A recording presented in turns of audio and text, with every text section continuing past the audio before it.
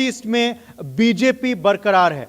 तो north east पर, हरियाणा पर और देश के तमाम और विषयों पर चर्चा करने के लिए हमारे संग जुड़ चुके हैं पूर्व त्रिपुरा के मुख्यमंत्री और राज्यसभा सांसद भारतीय जनता पार्टी के विप्लव कुमार देव जी। पूर्व राज्यसभा सांसद रह चुके हैं ये, वर्तमान में लोकसभा सांसद हैं ये, और हरियाणा में भी अहम जिम्मेदारी है इनकी। बहुत बहुत स्वागत है देव जी आपका। दोनों सदनों का अनुभव अब आपको मिल चुका है और मिल भी रहा है, तो शुक्रिया अदा आपका करते हैं आने के लिए। और Manoj Manu ji, executive editor ITV network, इस सेशन को आगे बढ़ाएंगे। Over to you. शुक्रिया उदय। वैसे तो बहुत ज़्यादा परिचय उदय ने कर दिया है, थोड़ा सा परिचय मैं भी कर देता हूँ। भारतीय जनता पार्टी में बहुत कम नेता हैं जिन्हें एक नाम से बुलाया जाता है। मैं उनको जिक्र कर लेता हूँ। विप्लव देव, जो कि त्रिपुरा के पूर्व मुख्यमंत्री रहे हैं, दशकों तक जो लेफ्ट का गढ़, वामपंथी पार्टियों का गढ़ जो रहा था, उसे ध्वस्त किया। भारतीय जनता पार्टी ने प्रदेश अध्यक्ष बनाकर भेजा। उसके बाद फिर हरियाणा भेजा। हरियाणा के राज्य में सरकार बनाई गई। उसके बाद हरियाणा के बाद फिर एक और राज्य में भेजा। और दूसरी चीज़, अरविंद केजरीवाल को दिल्ली में हराना बहुत मुश्किल था। अरविंद केजरीवाल को हराने की रणनीति भी विप्लव देव ने बनाई। और सबसे बड़ी बात है कि भारतीय जनता पार्टी में इनको शार्प शूटर की तरह माना जाता है कि कहीं पर अगर जीत लेके आनी है, रणनीति बनानी है, तो विप्लव देव को भेज दिया जाए। देश के प्रधानमंत्री नरेंद्र मोदी और अमित शाह जी का विश्वास, ऐसा ही विश्वास विप्लव देव जी के ऊपर है। स्वागत है आपका इंडिया न्यूज में। और शार्प शूटर के तौर पर अब अगली जिम्मेदारी कहाँ की होगी, आप कल्पना कीजिए, बंगाल की। तो बंगाल में ममता दीदी को कैसा हराएंगे, सबसे पहले ये बता दीजिए। इनका समय खत्म हो चुका है, हम चाहे भी रख नहीं सकते। अच्छा, जब समय किसी का खत्म हो जाता है, वो आप चाहे भी उनको एस्टेब्लिश नहीं कर सकते हैं। ये इतिहास साक्षी है। बड़े बड़े लोग चले गए। अलेक्जेंडर ने भी कभी सोचा था हमारा भी साम्राज्य कभी खत्म नहीं होगा। क्या बात है। मुगल ने भी सोचा था खत्म नहीं होगा। इंग्रेज ने भी सोचा था खत्म नहीं होगा। कम्युनिस्ट ने भी कभी सोचा था बंगाल में 34 साल में शासन करता हूँ, खत्म ही नहीं हो सकता। मेरे त्रिपुरा में भी ऐसा ही मान्यता था, जो कम्युनिस्ट कम से कम 100 साल मिनिमम रहेगा। 2018 इलेक्शंस के पहले भी मानिक सरकार स्वयं ये बोलते थे। किंतु जब समय खत्म होता है ना, तो समाप्त हो जाता है। आप किसी को भी लेके आओ, अभी देखिए मैसी को ले आया, मैसाकर हो गया, तो अब कोई भी चाल आपका नहीं चलेगी। जब जनता का, जब आपका अहवा लग जाता है, एक होता है ना अभिशाप लग जाता है। अपने इतने सारी महिला मुख्यमंत्री, इतने सारी महिलाओं का बलात्कार हुआ, इसका किसी का भी बहुत कम आपको एक का दुक्का केस में आपका इनको जेल हुआ बा सजा हुई है। क्योंकि आप इन्वेस्टिगेशन इस तरीके से करते हैं। आपके इतने सारी रेप केस हुआ है, चाहे डॉक्टर हो, चाहे लॉ को स्टूडेंट हो, चाहे इंजीनियर हो, चाहे गरीब घर के अंतिम व्यक्ति की किसी की बच्ची हो, चाहे नाबालिग कोई बच्ची हो, आप वहाँ कन्विक्शन जो रेट है वो 7% के आसपास है। केसेस आपके इतना ज़्यादा है, कन्विक्शन रेट क्यों नहीं है? इन्वेस्टिगेशन में आप साथ नहीं देते हैं, आप उसी हिसाब से तैयार करते हैं, गुंडाओं को बाहर रखते हैं। तो आज वो पार्टी नहीं रह गई, लिमिटेड कंपनी में बदल गया है। वो उनके पीसी भाईपों का सरकार वहाँ बंगला में कहा जाता है, तो वही रह गया है। असल में 2019 का चुनाव हमें याद है। 2019 के चुनाव में TMC को आपने तोड़ दिया था। बड़े बड़े लीडर TMC के, जो TMC को चलाते थे, मजबूत करते थे, ममता बनर्जी के बाद नंबर 2 पर नेता माने जाते थे, जो अभी वहाँ पर नेता प्रतिपक्ष हैं। कई सारे मंत्री वो छोड़कर बीजेपी में आ गए। युद्ध स्तर पर चुनाव लड़ा गया। देश के प्रधानमंत्री नरेंद्र मोदी, अमित शाह, पूरी केंद्र सरकार वहां पर लग गई और लग रहा था कि ममता का डह जो घड़ जाएगा। लेकिन 2019 में वो डहा नहीं। तो 2019 में नहीं डहा, 2026 में डह जाएगा कैसे? देखिए 2019 में ऐसे नहीं, 2019 में हमको आप थोड़ा सा लोकसभा और विधानसभा में वो कर रहे हैं। 2019 में लोकसभा था। लोकसभा में हमको 2019 में हमको वहाँ से 18 सीट मिली थी।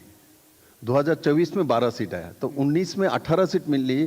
43 सीट में से आपको 42 सीट में से आपको तो 18 सीट मिली थी। तो हम तो लगभग बराबरी में थे। और इसके बाद 2021 में विधानसभा हुआ, तो उसमें बहुत सारी चीज़ देखो, हार जब होता है उसका बहुत सारी कारण होता है, जीत जब होता है उसका कोई कारण नहीं होता। जब हार होता है ना बहुत सारी कारण दिखता है, जब जीत होता है उसका कारण नहीं दिखता। क्या जीत का एक कारण ये भी है कि वहां पर एक और बाबरी मस्जिद बन रही है, एक और हुमायूं आ गया है? और एक बंगाल में जो हुमायूं है, टीएमसी का जो एमएलसी है, उसने घोषणा की कि वहां पर बाबरी मस्जिद बनाएंगे, शिलान्यास भी हो गया, लाखों लोग भी आ गए, करोड़ों का चंदा भी मिल गया। क्या जीत का एक कारण ये भी हो? देखिए, ये मैं कह नहीं सकता हूँ, क्योंकि बंगाल के जो मुख्यमंत्री है वो उनके अलग अलग रूप में उनका बहुत सारे स्क्रिप्ट लिखा जाता है। तो हुमायूं नहीं, ने ये स्क्रिप्ट किसकी है? तो हुमायूं जी ने तो पहले इधर की है या उधर की है? देखिए, मैं हुमायूं जी ने पहले भी एक बार बोला था, बोले मुझे जो ये घटना घटाया था, जो सीबीआई के लोग आए थे, वो सब जो घटना घटी वो तो उन्होंने कराया था मेरे से। आप लोगों ने सार्वजनिक रूप से उसने बोला था। तो अब उनका ही एमएलए है, उनका ही आदमी है, अब उनका ही आदमी, उनका ही स्क्रिप्ट होगा। और हमारा हुमायूं क्या कर रहा है और बंगाल के मुख्यमंत्री क्या कर रहा है उसमें हम नहीं जाना चाहते। हम बंगाल के जनता क्या सोच रही है, बंगाल के जनता क्या चाहती है, क्या चाहती है, क्या सोच रही बंगाल है? के जनता इनको इसलिए 2011 में बैठाया था, ममता दीदी को इसलिए बैठाया था क्योंकि 34 साल कम्युनिस्ट के शासन में त्रस्त हो चुका था। उसके बाद वो आई थी, आने के बाद उन्होंने वही जो कम्युनिस्ट का जो सिस्टम उसको एडॉप्ट करके उसके साथ प्लस भाईपो कर दिया, उन्होंने तो और भी ज्यादा त्रस्त कर दिया। तो इससे लोग त्रस्त है। लोग अभी हमारा वो पुराने बांग्ला मांग रहे हैं, जो पुराने पश्चिम बंगाल जो 1953 के पहले था। अब माननीय प्रधानमंत्री देश का जो इकोनॉमी है वो 5 ट्रिलियन में लेके जाना चाहते हैं।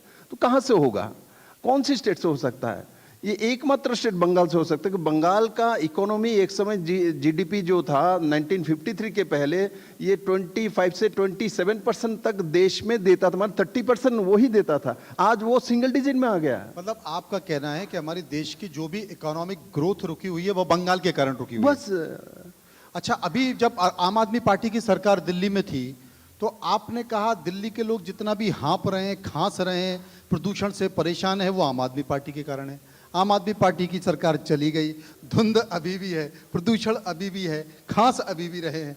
देखिए, ये दिल्ली का प्रदूषण दिल्ली का एक सौभाग्य भी है, दुर्भाग्य भी है। मैं भी तो बहुत सालों से दिल्ली में रहता हूँ।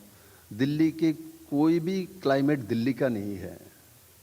हिमाचल में बर्फ गिरता है तो यह ठंडा आ जाता है, राजस्थान में गर्मी होता है, माने मरुभूमि गर्म होता है तो यह गर्मी आ जाता है, ड्राइनेस आ जाता है।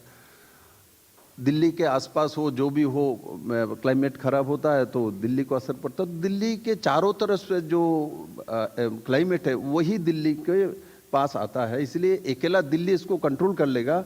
किंतु उसके बाद भी दिल्ली में बड़े मात्रा में हम लोगों ने स्टेप दिया है, जो सीएनजी और उसके सिस्टम रहे, छोटे गाड़ी में, बड़ी गाड़ी में भी सीएनजी बसेस भी चले जाए, उसको परसेंटेज बहुत बढ़ाया गया। मैं साइंस एंड टेक्नोलॉजी का मेंबर भी हूँ स्टैंडिंग कमेटी की, मैं जानता हूँ इसके ऊपर काम किया जा रहा है। ज़्यादा से ज़्यादा इलेक्ट्रिक बसेस बड़े मात्रा में दिल्ली में इलेक्ट्रिक बसेस, दिल्ली में आई थिंक 60% 60-70% इलेक्ट्रिक बसेस आ चुकी है, तो उसी से समाधान होगी। और देखिए, दिल्ली में बड़े मात्रा में जो कार चलती है, आप दिल्ली के आसपास दिल्ली में कोई भी बड़े इंडस्ट्री आजकल नहीं है। जो कार चलती है दिल्ली में, पूरे भारत में जितने भी मेट्रो में गाड़ी चलती है इसका 4 टाइम यहाँ चलती है। तो इसमें बहुत सारी आजकल सीएनजी इलेक्ट्रिक हो चुका है, तो थोड़ा सा समय लगेगी, किंतु इसके इस दिशा में हम बहुत तेजी से काम कर रहे हैं। चूंकि हम लोग दिल्ली की बात कर रहे हैं, एक विषय है जो अब तक रहस्य बना हुआ है, जिसकी कल्पना कभी नहीं सोची थी। हो सकता था कि आम आदमी पार्टी की सीटें कम हो जाएं, हो सकता है आम आदमी पार्टी थोड़ा घट जाए, हो सकता है कि सरकार भी ना बना पाए, लेकिन अरविंद केजरीवाल का चुनाव हारना यह आज तक किसी को पचा नहीं। और उस सीट पर पूरी रणनीति आपने बताई, तो मुझे यह बताइए कि अरविंद केजरीवाल को चुनाव कैसे हराया? देखिए, अरविंद केजरीवाल व्यक्तिगत तौर पे लोगों को एक झांसा देकर राजनीति करता था। अच्छा, लोगों को एक विश्वास हो गया ये अंतिम जन का व्यक्ति है और उसको वो इनकेश करता था। अब मान के चलिए, मैं छोटे छोटे ग्रुप में जाता था, किसी बस्ती में गया, किसी सर्वेंट स्टाफ क्वार्टर में 100 आदमी को बैठा लिया, 50 आदमी बैठे लिया, भाई क्यों आप इनको वोट देते हैं? तो बोलते हैं हाँ, उन्होंने बोला हमको यहाँ जो हम जैसे रहते हैं 11 अशोका रोड के पीछे, बोले हम कितने साल से रह रहे हैं? बोले 47 ईयर्स से रह रहा हूँ। तो मैंने जाकर उनके घर में बोला थोड़ा खाना खिलाएंगे, तो मुझे बासमती चावल की खाना मैंने राइस दिया। तो मैंने बोला अच्छा यार है तो बासमती चावल, अच्छा। हाँ। तो मैंने मेरे साथ और एक एमएलए था, तो मैंने दिया, छोटा सा कटोरी में लिया, खाया। तो मैंने कहा बासमती चावल खाते हो? देन मैं और भी कुछ बातचीत कर रहा था, तो सब लोग इकट्ठा हुआ। इकट्ठा होने के बाद बोले भाई हम तो नहीं वोट देंगे, हम तो केजरीवाल को देंगे। क्यों? उन्होंने बोला हमको यहाँ मकान बना के देंगे। तो हमने बोला किसने बोला? बोले ये आपको मालूम है ये एनडीएमसी का एरिया है, यहाँ अभी आप हमारे वर्मा को भी जिता दो, ये भी यहाँ बिल्डिंग नहीं बना सकता जब तक एनडीएमसी परमिशन नहीं देगा, और वो होम मिनिस्टर के अंडर में है। तो आपको जो बोला है जीवन भर कभी भी कोई भी यह बिल्डिंग नहीं बना सकता है without permission home ministry. Then इनको नींद टूट गया, बोले ये तो मकान तो जीवन में नहीं बनेगी, हम तो मकान के लिए बेटा वोट दे रहे थे। हमने पूछा एक महिला को कितने साल से यहाँ रहे? तो बोले 47 ईयर्स से रहता हूँ। अच्छा। और वो आशा में बैठे हुए थे जहां रह रहे वही एक बिल्डिंग बनेगा, वही वो रहेगा। और केजरीवाल ऐसा उनको सपना दिखाते थे। उसके बाद बोलता है ये रोड ड्रेनेज वो तो बोलो केजरीवाल बना दिया। बोला इसमें, हमने बोले इसमें हाथ, एक ईट में हाथ नहीं लगा सकते। वो इलेक्ट्रिसिटी किसका है? एनडीएमसी का है। ड्रेन किसका है? एनडीएमसी का है। रास्ता किसका? एनडीएमसी है। तो ये सभी लोगों को बोलते थे ये सब कुछ मैं बना सकता हूं, मैं ही बना दूंगा, मुझे वो लोग रुकता है। अच्छा। मुझे हम बोले ये जो रुकता है ये कितने साल से सुन रहा है? 2 बार तो हो गया। और जितने दिन ये बोलेगा तब तक हम कभी करे तो सेंट्रल में हम रहे, दोनों में हम रहे, तो हम करना चाहे तो कर सकते हैं, ये नहीं कर सकता है, ये गारंटी मैं हूं। और इनके हर झूठ की हम छोटे छोटे ग्रुप में जाके बोले हैं। बाकी बहुत सारे रौनक-ओ-शोलता है वो मैं पर्दे में आपको कभी नहीं बोलूंगा, न किसी को बताऊंगा। क्यों? ऐसा क्यों? बिल्कुल नहीं, मैं अपना रौनक-ओ-शोल क्यों बताऊं? मेरे को तो अभी क्योंकि इसी रणनीति को लेकर बंगाल जा रहे हैं कि आप सहमत हो? 25 साल 30 साल मुझे काम करना है, भाजपा को मुझे हर स्टेट में देखना है। और इसलिए नहीं देखना है क्योंकि मुझे भारत एक सशक्त इकोनॉमी देखना चाहिए। उन मोदी जी कर सकता है, मोदी जी कर रहे हैं, तो मुझे उनका साथ देना चाहिए, देश का साथ देना चाहिए। इसीलिए मैं उसका शेयर नहीं करूंगा। एक बड़ा विषय है क्योंकि जिस राज्य में चुनाव होता है बीजेपी जाती है, और जाके मुझे लगता है कि फिल्में देखी होंगी बहुत सारे लोगों ने, पिंडारी, तो वो पिंडारी की तरह एक्टिव होकर एकदम छापा मार देती है। किसी को कुछ समझ में ही नहीं आता कि ये हो क्या गया है। अचानक से किसी को ये कौन सी रणनीति हो रही है दूसरा समझ ही नहीं पाता है। कुछ उसी स्टाइल में बीजेपी काम करती है। और सबसे पहला काम होता है कि जो भी अपोजिशन की पार्टी है उसको पहले तो राष्ट्र विरोधी घोषित कर दो, धर्म विरोधी घोषित कर दो। पब्लिक अपने आप सोचे कि यार इनको निकाल बाहर कर रहा है। तो कहना और यकीन दिलाना, दोनों में अंतर। यकीन कैसे दिलाते हैं आप? देखिए, हम लोग कौन होते हैं घोषित करने वाले? जनता होते हैं। ये सभी लोग सब कुछ बोल के, चाहे पार्लियामेंट हो, पार्लियामेंट के बाहर हो, भारत में जो बोलने का आज़ादी है, आप देखना भारत में बैठ के यहाँ ही खाता है, बोलता है कश्मीर को दे दो। ठीक, कम्युनिस्ट के एक लेखिका बोलता है, वो बुक्स भी लिखा है, उनको प्राइज भी दिया जाता है। ये भारत है, दूसरे किसी भी दुनिया के कोने में देश में आप नहीं कर सकते। ये ही भारत है। पार्लियामेंट में अटैक करने के बाद उसके लिए रात 2 बजे सुप्रीम कोर्ट में हमारा वकील खड़ा जो होता है तो भारतीय ही है। तो भारत के व्यवस्था को कोई उंगली उठाए जो नहीं ये बीजेपी सत्ता में इसलिए ऐसा करता है, ये भारत के संविधान के साथ अन्याय है। जो भी पार्टी के लीडर व पार्टी ऐसा सोचती है, बोलती है, प्रचार करता है, ये भारत को भ्रमित करता है, भारत को बदनाम करता है। जैसे हमारा लीडर ऑफ अपोजिशन, इनका काम क्या है? कब आता है, कब जाता है, कब क्या बोलता है, विदेश में जाके क्या बोलेगा, क्या करता है। तो ये हमारे देश का विडंबना है। तब भी तो हम उन्हीं को मान रहे हैं।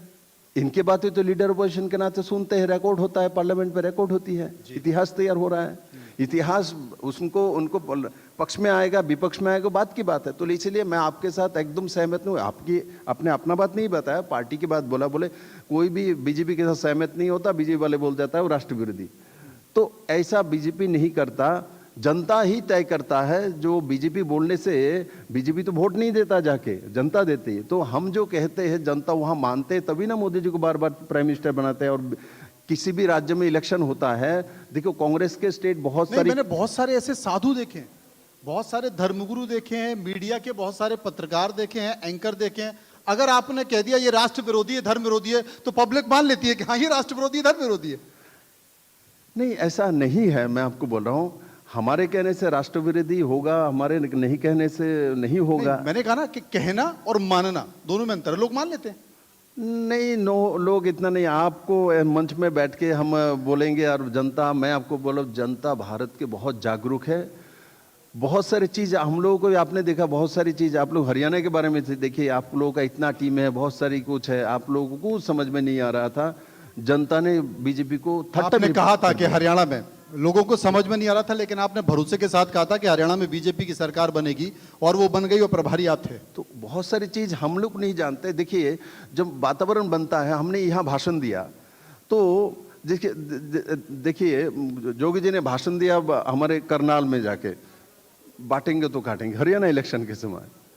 उन्होंने कभी सोचा भी नहीं हो सकता है किसी विषय के ऊपर उन्होंने बोला, बाद में ये पूरे देश में पहुंच गया। तो इसलिए प्लान करके कोई कुछ चीज बोलता है और उसके लिए होता है, ऐसा कुछ नहीं। जनता कुछ चीज को उठाना है, किस चीज को समझना है, वो समझ जाता है। इसलिए अपने दिल्ली में बोलेंगे, इसलिए चेन्नई में वो समझ में नहीं आएगा जनता को, ऐसा नहीं है। मैंने देखा जो ट्रेंड यहाँ चलता है वो ट्रेंड उधर भी चला जाता है। इसका मतलब जनता सब कुछ जानती है। आजकल तो आर्टिफिशियल इंटेलिजेंस का जमाना है। चूंकि आप बंगाल के सह प्रभारी हैं और एसआईआर एक बड़ा मुद्दा चल रहा है, विपक्षी पार्टियां ये आरोप लगा रही हैं, ममता बनर्जी ये आरोप लगा रही हैं कि बंगाल में वोट काटने के लिए एसआईआर किया गया है। और दूसरी जो तस्वीर वहां से निकल कर आ रही है कि बंगाल और बांग्लादेश और भारत का जो बॉर्डर है, बंगाल का जो बॉर्डर है, उसमें हजारों लोगों की भीड़ लगी हुई है। लोग ना उधर जा पा रहे हैं ना इधर आ पा रहे हैं। तो क्या बड़े पैमाने पर वहां पर घुसपैठिए हैं, विदेशी हैं? और अगर हैं तो ये क्या वहां पर जा पाएंगे, क्योंकि बांग्लादेश उनको लेने को तैयार नहीं। देखिए, एक तो एसआईआर में के बारे में आप बोल रहे थे, भारत में नहीं दुनिया में किसी को आप एसआईआर के बारे में कोई क्लैरिफिकेशन की जरूरत नहीं। अमित भाई ने जिस तरीके से लोकसभा में एसआईआर के ऊपर डिबेट करके समझा दिया है, उसके बाद मुझे नहीं लगता, हमको लगता है जंगल में जो पशु है उनको भी समझ में आ गया एसआईआर क्या है। उसके बाद कोई बोलता मैं समझ नहीं पा रहा हूं तो उनको जंगल में भेजना पड़ेगा। तो उसके ऊपर तो आप डिबेट करने का जरूरत ही नहीं है कि एसआईआर क्या है। दूसरी बात आपने बोला, बंगाल में बड़े मात्रा में क्या घुसपैठिया है जो बॉर्डर में बैठे हुए हैं। आपने देखा होगा उस दिन पूरा भाषण इन्होंने सुना, जेई लास्ट में 2 मिनट पहले अमित भाई कंक्लूड कर रहा था, जैसे ही बोला घुसपैठियों को साथ देने के लिए, घुसपैठियों का नाम लेते ही ये लोग वॉकआउट कर गया। कितना प्रेम है घुसपैठियों के, सब कुछ बोल दो। सोनिया गांधी के बारे में बोला, बोले ऐसा केस है, तब भी उठ के खड़ा हुआ बैठ गया रहा। माँ के बारे में बोला रह गया, किंतु घुसपैठियों के बारे में बोला तो प्रियंका गांधी लेके चले गए। मतलब माँ से भी बड़ा घुसपैठी है। ऐसे ऐसे डिस्ट्रिक्ट डायमंड हार्बर के आसपास दक्षिण परगना में जब देश 1947 में शादी देश डिवाइड हुआ था, उस समय जो वहाँ 22% संख्यालघु थे, और जब देश डिवाइड हुआ बहुत सारे लोग उस तरफ चले गए। चले जाने के बाद वो हो गया था 10% के आसपास। आज घूम के दोबारा वहां 32% हो गया। कहां से आया भाई? इतना सारे लोग चले, 10% से 32% हो गया। देश में सबसे ज्यादा आबादी बढ़ने वाला वो जगह हुआ है, रिकॉर्ड है। तो और साथ ही साथ वहां 1600 किमी के आसपास बॉर्डर फेंसिंग करने की बात है कि बंगाल में बॉर्डर है। ममता बनर्जी ने जमीन नहीं दिया। आज तक 560 किलोमीटर के आसपास जो भूमि है उसमें हमने बॉर्डर फेंसिंग नहीं बना पाया। स्टेट गवर्नमेंट ने हमको जमीन नहीं देता है कि घुसपैठी को आना जाना, और उनके भाईपों का बिजनेस है, गाय लेके जाना, वो करना, प्रचार करना, ये सब है। तो ये देश में इसलिए बोलो, बंगाल जीतना सिर्फ बीजेपी के लिए एक इलेक्शन नहीं, बंगाल जीतना राष्ट्र के लिए जरूरत है। क्योंकि बंगाल खुला ऐसा रहेगा तो भारत सेफ नहीं है।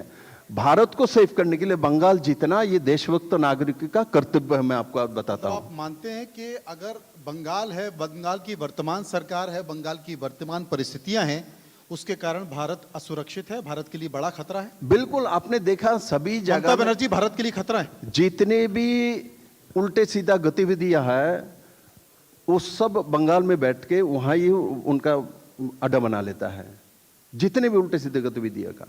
और सभी ऐसे लोगों को जो रहने का, एक समय बंगाल था अनुशीलन समिति होता था, जिसमें स्वाधीनता संग्रामी जाके, चाहे केशव बलराम हेडगेवार हो और बाकी सब जाके, बाल गंगाधर तिलक हो, सरदार वल्लभ भाई पटेल वहाँ ट्रेनिंग लेते थे, शायद भगत सिंह हो। आज उस बंगाल में आपने टेररिस्ट का अड्डा बना के रख दिया।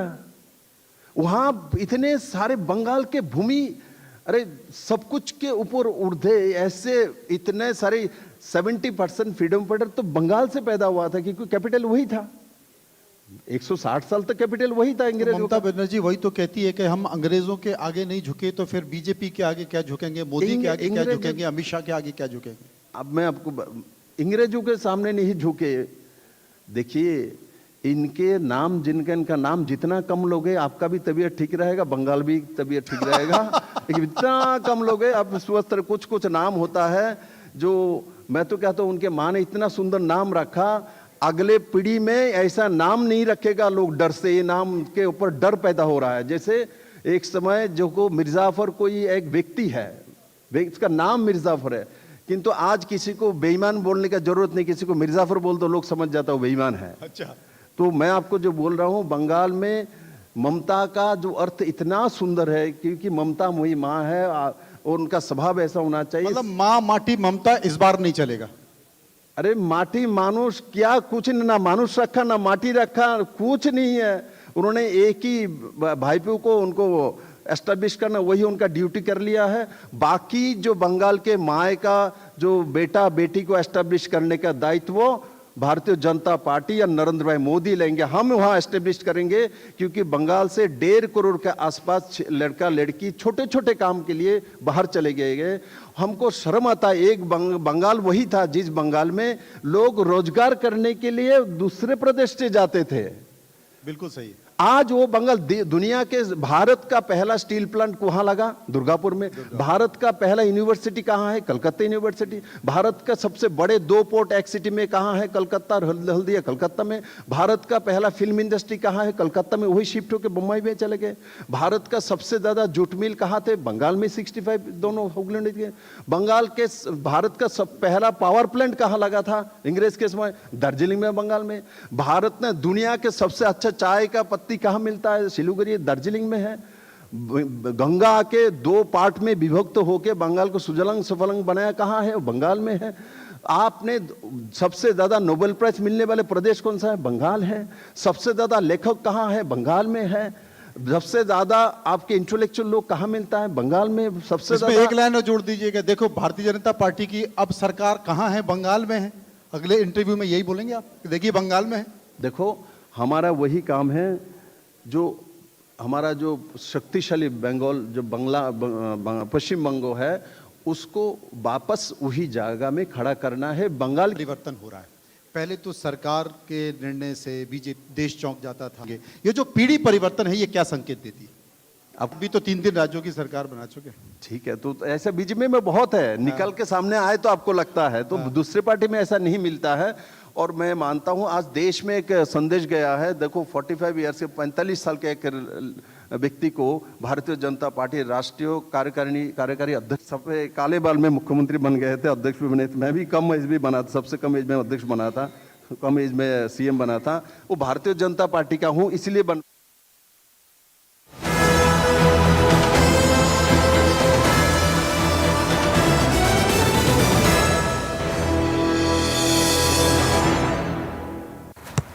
इसको तो फुटबॉल खेलना भी आ गया और इसे तो पियानो बजाने भी आ गया। चंद्रयान भी उतर गया चांद पर हमें अब तक टेस्टी राजमा बनाना नहीं आया। बिना MDH राजमा मसाला के टेस्टी राजमा कैसे बनेगा? स्वादिष्ट राजमा के लिए MDH राजमा मसाला। क्या स्वादिष्ट राजमा बनाए?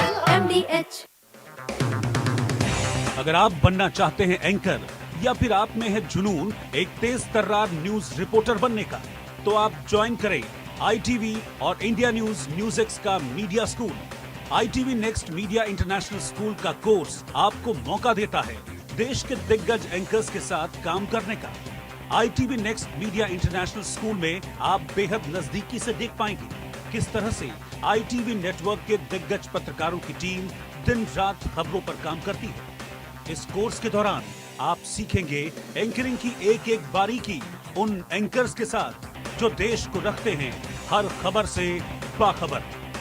ITV next media international school का ये कोर्स आपके एंकरिंग स्किल्स को करेगा इतना सशक्त, मजबूत, जिससे आप बनेंगे पत्रकारिता की दुनिया का वो चमकता चेहरा जो दुनिया देखेगी और पसंद करेगी।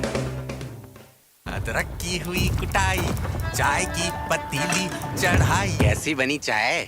सिर्फ अदरक से चाय का स्वाद नहीं आएगा। नहीं आएगा बेटा, चाय का असली टेस्ट MDHT प्लस से ही आएगा। लौंग, हरी इलायची से भरपूर MDH टी प्लस मसाला। मसाले सच सच MDH। मुद्दे जो मुर्दा न बन जाए, सरकारें जो बहरी न हो जाए, खबरों की इस दुनिया में सच्चाई कहीं छुप न जाए। देखिए मेरे साथ मुद्दे की बात। अब छोलिया हो या लोबिया, सफेद चने या काले चने, सब कुछ मजेदार बने। मुद्दे जो मुर्दा न बन जाए,